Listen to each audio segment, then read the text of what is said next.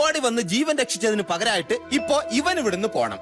അതെ, മലയാളത്തിൽ നന്ദി എന്നൊരു വാക്കുണ്ട്, ഇംഗ്ലീഷിൽ ഏകദേശം അങ്ങനെയൊക്കെ തന്നെ പറയും. അത് വേണം മനുഷ്യനായ. നീ ഇപ്പൊ അങ്ങനെ ഇംഗ്ലീഷ് ആവണ്ട. പിന്നെ ഞാൻ പറഞ്ഞ കൃഷ്ണന്റെ നന്മയ്ക്കാ. ആ കൊണ്ടെത്താ നീ ജയിലിൽ പോകേണ്ടി വരും. നീയാണല്ലോ അവനെ തലയിൽ പൊളിച്ചത്. അല്ല ഞാനോ? അത് സംശയമാണോ?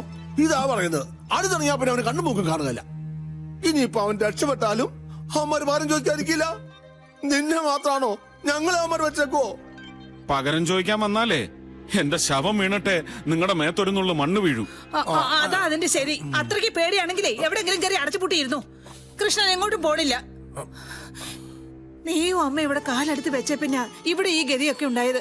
അതൊന്നും ആരും മറക്കരുത്. എടി, അതുകൊണ്ട് തന്നെ ഞാനീ പറയുന്നേ, കൃഷ്ണ ഒന്നും സംഭവിക്കാതിരിക്കാൻ കൊറേ കാലം ഒന്ന് മാറി നിന്ന് ഈ പുക്കാറൊക്കെ ഒതുങ്ങി കഴിയുമ്പോ തിരിച്ചു പോരുകയും ചെയ്യാമല്ലോ. ഞാനിപ്പോ ഏസയെ കണ്ടിട്ട് വരിക. പാട്ടിക്കാട് ഗുണ്ടായ മണിയപ്പൻ മോളിനെങ്ങാനും വിളി വന്ന ഒരേമ്പരാന് പോലും നമ്മളെ സഹായിക്കാൻ പറ്റുകയല്ല. ശത്രുക്കളാണ് തക്കം പാത്ത് നിൽക്കുക നമ്മുടെ നാശം കാണാൻ. ശരിയാമ്മേ, ഞാൻ ഇവിടുന്ന് മാറുന്നതാ നല്ലത്. പോലീസും ഗുണ്ടകളും അടിയും വഴക്കും എന്നൊക്കെ പറയുമ്പോ കച്ചവടത്തെ തന്നെ ബാധിച്ചു എന്ന് വരും. അച്ഛൻ ആദ്യം പറഞ്ഞപ്പോ ഒരു വിഷമം തോന്നി, അതാ മടി കാണിച്ചത്. 4-5 വയസ്സ് മുതൽ ഓടിക്കളിച്ചാണെന്ന വീടല്ലേ ഇത്. കരള് പറിച്ചു വേണം പോവാൻ. ഞാൻ പൊയ്ക്കോളാം അച്ഛ.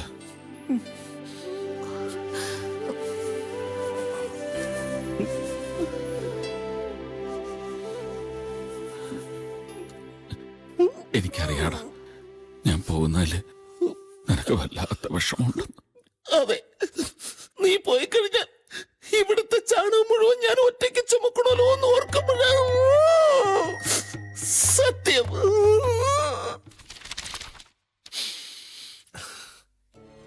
ഇതവന് കൊടുത്തേക്കാം. 5000 രൂപയുണ്ട്. കൂടുതലാ സാരയില്ല. 5000 കുലുവ. അവന്റെ 10 ദിവസത്തെ കൂലി തികച്ചുണ്ടോ ഇത്? ഓ, ഇനിയൊന്നും ഇല്ല. വെച്ചിരിക്കട്ടെ. 5010. എടി, അവന് 3-4 വയസ്സുള്ളപ്പോഴേ തെണ്ടി തിരിഞ്ഞ് തള്ളയുടെ കൈയും പിടിച്ച് ഇവിടെ വലിഞ്ഞേറി വന്നപ്പോഴേ നീ ഒറ്റ ഒരുത്ത് കാരണം ഇവിടെ കയറ്റി താമസിപ്പിച്ചത്. അന്ന് പോലെ അത് കിടന്ന് തീറ്റയും കിടപ്പ് ഇവിടെ ആയിരുന്നില്ലേ? ചുമ്മാ നടക്കോടി ഇത്.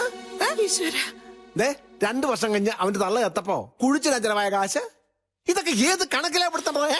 കളിച്ചു നടക്കേണ്ട പ്രായത്തിൽ ചാണകക്കൊട്ടയും ചുമന്ന് ഈ വീടിന് വേണ്ടി കഷ്ടപ്പെട്ടവനവൻ. നീതി കാക്കുന്ന ഭൂതം പോലെ നിങ്ങൾ ഇതൊക്കെ വെച്ച് പൂട്ടിയിരുന്നു. അനാഥ ചെക്കനാ. എത്ര ജന്മം എടുത്താലും ശാപം തീരില്ല. ശപിക്കാൻ മാത്രം ഞാൻ എന്ത് തെറ്റാ ചെയ്തേ?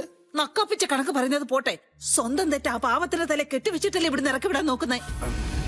പാത്ത് നിന്ന് കട്ടപ്പാര കൊണ്ട് അയാളെ തലക്കടിക്കുന്നത് ആരും കണ്ടില്ല എന്ന് കരുതരുത്.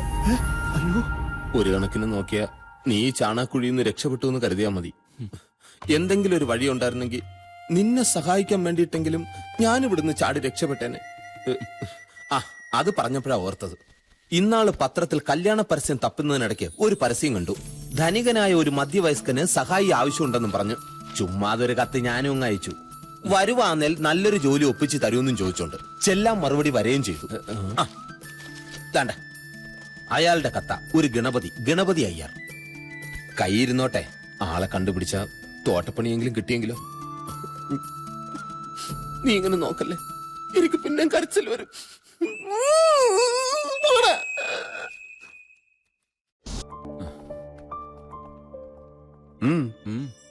ഇരിക്കടോ. എന്താ തന്റെ മുഖത്തൊരു വല്ലായ്മ? അതല്ല സാർ, ഞാൻ ആലോചിക്കുകയായിരുന്നു. എന്തോന്ന്? നമുക്കിവിടെ ഒരു സഹായിയുടെ കൂടെ കുറവില്ലേന്ന്.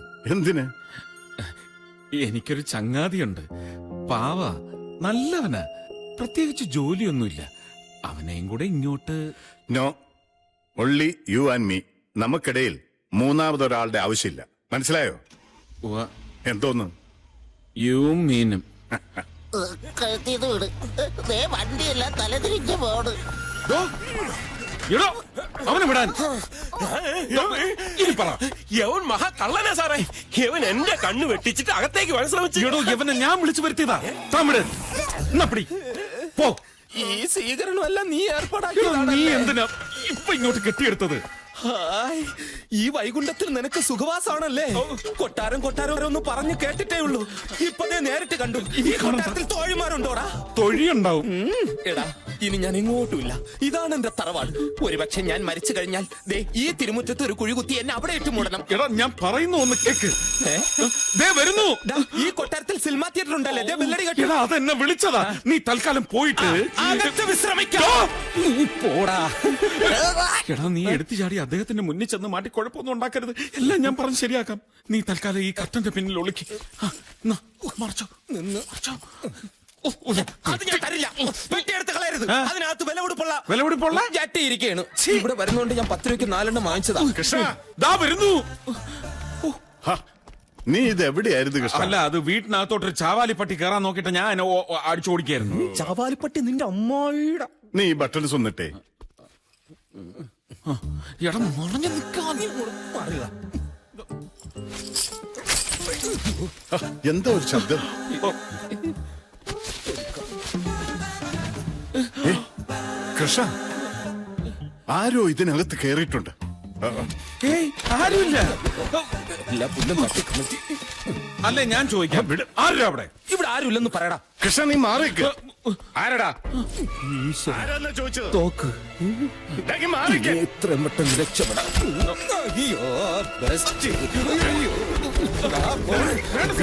Sorry sir. കൃഷ്ണ നീ മാറിക്ക്. കൊല്ലരുത് സാർ. കൃഷ്ണ നീ മാറിക്ക്. ആരാ ഇത്? സാർ വേണ്ട. കൃഷ്ണ മാറിക്ക്. കൃഷ്ണ വേണ്ട സാർ വേണ്ട. എടാ ദുഷ്ട നീയായിരുന്നോ? എടാ സാറിന്റെ നഖം വെട്ടാനും ഷേവ് ചെയ്യാനും ഷേവ് ചെയ്യാൻ തരിച്ച് ചെയ്തോളാം. അല്ല തലമുടി വെട്ടാനും ഒരുത്തം വേണമെന്ന് പറഞ്ഞ് നിന്നെ ഇവിടെ വിളിച്ചു വരുത്തിയത് ശരി തന്നെ. പക്ഷെ അതിന്റെ പേരിൽ ഇതിനകത്ത് കയറി നാശനഷ്ടം വരുത്തി വെച്ചാലുണ്ടല്ലോ. എടാ കൃഷ്ണ. എടാന്നു അടിച്ചടിച്ച് നിന്നെ കൊണ്ടുവിടും. കൃഷ്ണ മതി.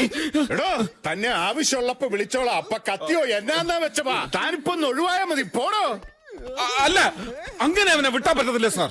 ഇവൻ ഇവിടെ ഉണ്ടാക്കി വെച്ച നാശനഷ്ടത്തിന് ജീവിതകാലം മുഴുവൻ ഇവിടെ പുറത്ത് തൂമ്പാപ്പണി എടുത്തിട്ട്. എന്റെ പൊന്നു കൃഷ്ണ ഇവനെ അകത്തും പുറത്തും നിർത്താൻ കൊള്ളില്ല. ഇവന്റെ ലക്ഷണം കണ്ടാൽ തന്നെ അറിയാൻ പാടില്ല. നീ ഒന്ന് ഒഴിവായിത്താടാ. പോടാ. ഒന്ന് ഇറങ്ങി പോടാ ക്നാപ്പാ. എന്റെ കൃഷ്ണ. അല്ല സാർ ഓരോ മാരണങ്ങൾ വന്ന് കേറുന്നതേ.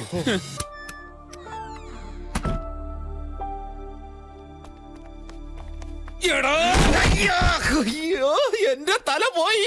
എടാ ഉണ്ടച്ചോറിന് നന്ദി കാണിക്കാത്ത പരമച്ചെറ്റ്. എടാ ഞാൻ തന്ന അഡ്രസ് കൊണ്ട് ഇവിടെ വന്ന് ഞാൻ ഇരിക്കേണ്ട സീറ്റിലിരുന്നിട്ട് നീ എന്നെ വെറും ചാവാലി പട്ടിയാക്കി. വിടില്ലടാ നിന്റെ ഞാൻ. ആദ്യം നിനക്ക് പറയാനുള്ളത് പറഞ്ഞു തീർക്ക്, എന്നിട്ട് മതി കളരി. ഞാൻ നിന്ന് തരാം. എന്നാ കേട്ടോടാ തെണ്ടി. എടാ ഞാൻ ഇവിടെ വരുമ്പോ എന്നെ സ്വീകരിച്ച് ആനയിച്ച് ആ ഗണപതി സാറിന്റെ മുന്നിൽ കൊണ്ടുപോയി നിർത്തിയിട്ട് എന്റെ കാല് തൊട്ട് വടങ്ങിട്ട് ഈ നല്ല മനുഷ്യൻ കാരണമോ സാറ് ഞാനിവിടെ എത്തിയത്. അങ്ങനെ പറയുമ്പോ അന്തസ്സോടെ തലയുയർത്തി ഞെളിഞ്ഞു നിൽക്കുന്ന സ്വപ്നം കണ്ടുകൊണ്ടാണ് ഞാനിവിടെ വന്നത്. ആ എന്നെ അദ്ദേഹത്തിന്റെ മുമ്പിലിട്ട് പട്ടിയെ തല്ലുന്ന പോലെ തല്ലിയതും പോരാ എന്നെ നീ തൂമ്പാപ്പണി എടുപ്പിക്കല്ലടാ. ഇനി നിന്ന് ആടാ നിന്നെ മനസ്സ് നിറയെ തല്ലട്ടെ. പറയാനുള്ളത് പറഞ്ഞു തീർന്നല്ലോ. ഇനി എനിക്ക് പറയാനുള്ളത് നീ കേൾക്കണം. ഇന്ന് രാവിലെയും കൂടി ഞാൻ നിന്റെ കാര്യം സാറിനോട് പറഞ്ഞതാ. വേറൊരു ജീവി ഈ വീട്ടിൽ വേണ്ടാന്ന് അദ്ദേഹം തീർത്തു പറഞ്ഞു.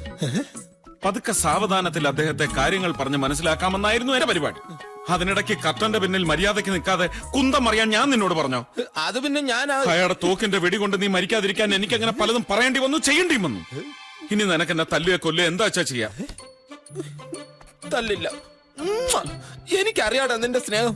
എടാ തടി നൊന്ത വിഷമത്തിൽ ഞാനങ്ങനെ പറഞ്ഞു പോയാണ്. എന്നെ നിനക്കറിഞ്ഞൂടെ? കുട്ടിക്കാലം മുതലേ നമ്മൾ ഒരേ പാത്രത്തിലുണ്ട്. മുഖത്തോട് മുഖം നോക്കി പറമ്പിൽ വിളിക്കുന്നത് നിനക്ക് ഓർമ്മയില്ലേ? അന്നും നിനക്കായിരുന്നു പൊക്കം കൂടുതല്. ഞാൻ ഇത്രയും പറഞ്ഞിട്ട് നിനക്ക് പിടക്കം മാറിയില്ലേ?